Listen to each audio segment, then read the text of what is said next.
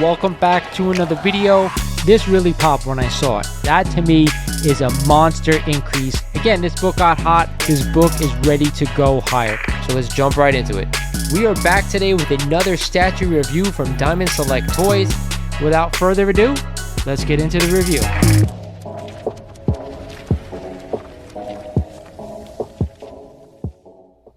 What is going on YouTube? This is Lawrence over at Mighty Comics Collectibles and welcome back to another video.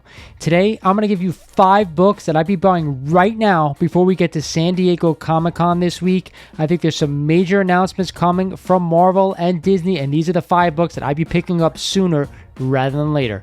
But before we get into the video, guys, like always, I'm going to ask you, if you are not a current subscriber of the channel and have been enjoying some of my content, do me a favor, go ahead and click the subscribe button for me because it does help the channel out.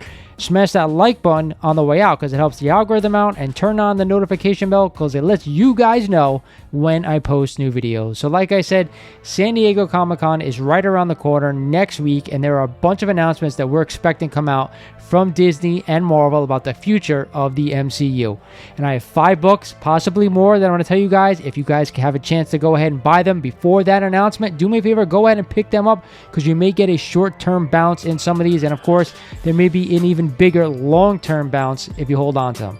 We're going to jump right in here with my first pick. It is a copy of Daredevil #1, and of course the first appearance of Daredevil.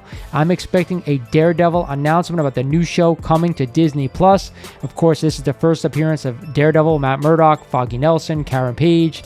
But again, a nice major Silver Age blue chip key that I'm always talking about. I think is always undervalued, and with Daredevil coming back to the, even though it's going to be the small screen, I still think this book is going to get another pop once we see everyone at this show, everyone out San Diego Comic-Con. It's going to be amazing. This is a book I'd definitely be picking up. Along the same lines is a copy of Daredevil #168 and the first appearance of Elektra.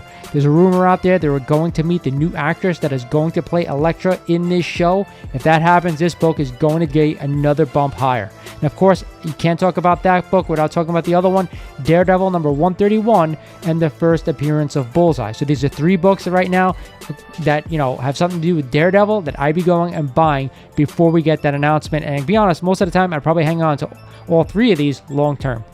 As a caveat, I'll throw another one. Amazing Spider-Man #50, the first appearance of the Kingpin. We know he's going to be in this show as well. Even though I'm not sure why people are dumping this book right now, I'd be a buyer before the announcement and after of that one. The next one I want to talk about is, of course, New Mutants '98. Now I'm expecting a major Deadpool announcement. I am hoping that we finally get a little bit of info about Ryan Reynolds putting on the costume again for Deadpool 3. I can't wait for this announcement. I bought my copy of New Mutants '98 just for this specific reason. I can't wait to see him back in that costume. Again, if you do not own a New Mutants '98, now is the perfect time because we may finally get a little bit of a bounce once we get the announcement that he's finally going to show up in Deadpool 3, and maybe we'll get a date of when it's going to be released. But again, you know how I feel about this book. It's got to be in a 9.8 if I'm going to buy it, okay? That's the only way we're going to get a big bang for your buck because there are so many copies out there. The next one we're talking about is, of course, the X-Men. If we get any type of X-Men announcement at this, Marvel panel, it's going to be X-Men #1, right? Now, I'm throwing this book out there because there's not a lot of people can go out and find this book and pay for this book and have in their collection. But if you can and you can secure a copy before next week, do yourself a favor. For the long term, for the short term, this book is going to go higher.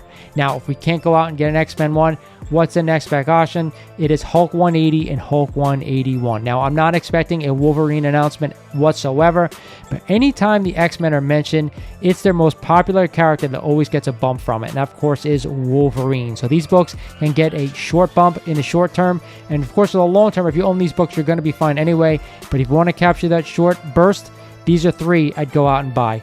Outside of that, for the X-Men, it's really hard to pick and choose what books I'd buy before the announcement. I think most of the bigger keys are, great long-term holds no matter what, but for the short term, these are the 3 that I'd stick to.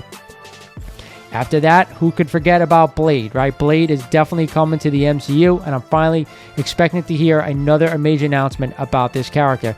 Who knows if we'll actually get some fan castings, some castings by Marvel. I believe the guy who is playing Blade, Ali, he will be at this event. So I'm definitely expecting either some type of info about this movie going forward. And the only book that I want to own regarding to Blade is Tomb of Dracula number 10, the first appearance of Blade.